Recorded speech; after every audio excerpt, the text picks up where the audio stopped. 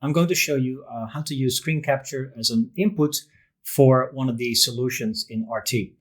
So we'll start by creating a new instance on the ITS solution, which will give us the ability to detect vehicles.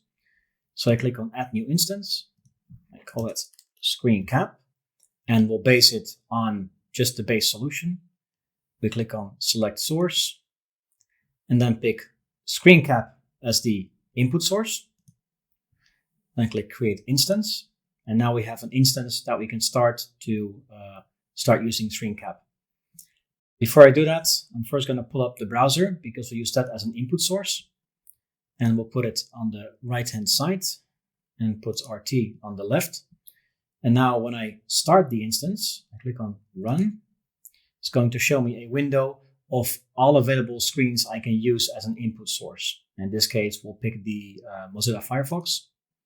Click OK. And then we see a small output window, which will just pin here to the center. And also because we're only using a detector at this point, I also opened the detector window right here in buffers. And also add that to the center window.